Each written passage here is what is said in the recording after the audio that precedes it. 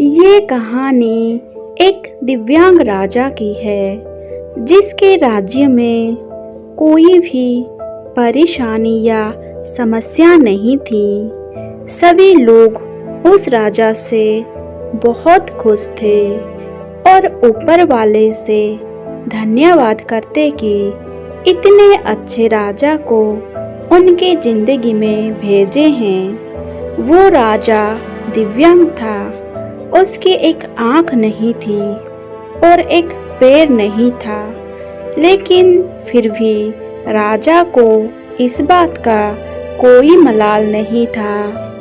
एक दिन राजा अपने महल के गलियारे में घूमते हुए अपने पूर्वजों की लगी तस्वीरों को देख रहे थे और सोच रहे थे कि मेरे पिताजी इतने सूरवीर थे, उनके पिताजी इतने सूरवीर थे, हमें इतने सूरवीर खानदान में जन्म लेने का मौका मिला। ये ऊपर वाले का धन्यवाद है।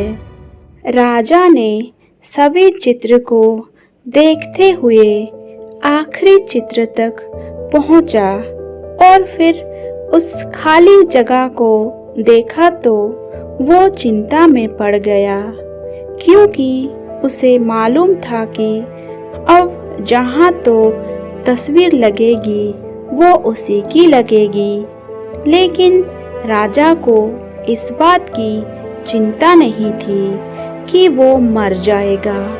चिंता तो इस बात की थी कि वहाँ जो पेंटिंग लगेगी वो कैसी लगेगी। राजा का एक आंख और एक पैर ना होने की वजह से वो चिंता में पड़ गया और सोचने लगा कि इस गलियारे में इतने शानदार पेंटिंग लगी है, लेकिन मेरी एक आंख और एक पैर ना होने की वजह से मेरी ही तस्वीर सबसे खराब लगेगी और सबसे गंदी दिखेगी। राजा ने सोचा कि मेरे मरने के बाद पता नहीं कैसी पेंटिंग बनेगी, और क्यों ना मैं अपने जीते जी ही एक शानदार पेंटिंग बनवाऊं, ताकि मुझे ये सुकून मिल जाए कि मेरे यहाँ अच्छी पेंटिंग लगेगी।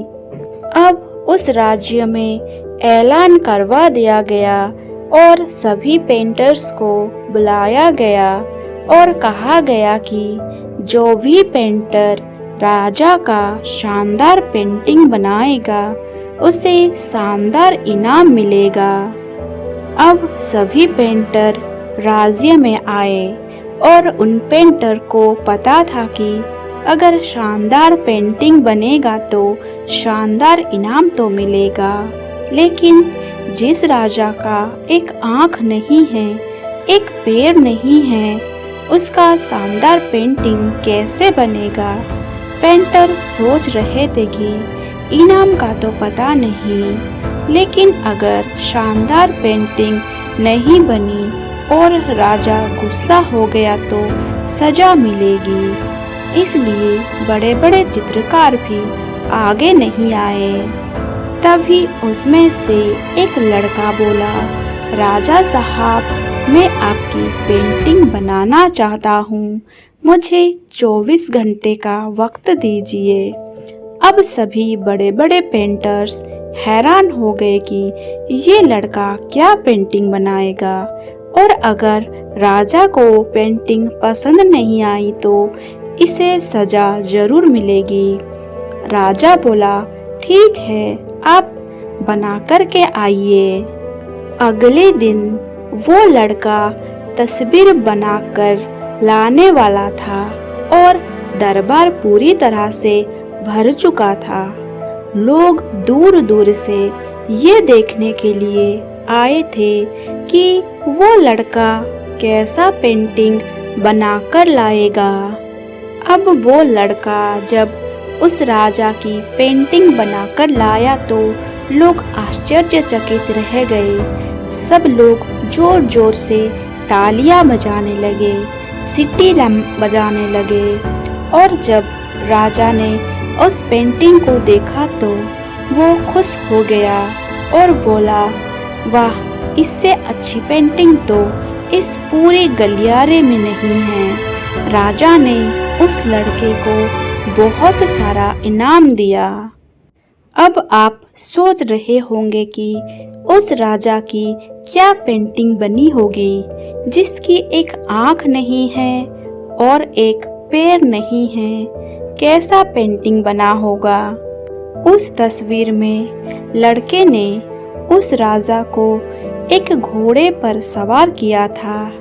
एक साइड से उस राजा का एक पैर दिख रहा था और राजा तीरंदाजी करते हुए निशाना लगा रहा था और निशाना लगाते वक्त एक आंख बंद हो जाती है और उस लड़के ने उस राजा की वही आंख बंद की थी जो राजा के पास नहीं थी।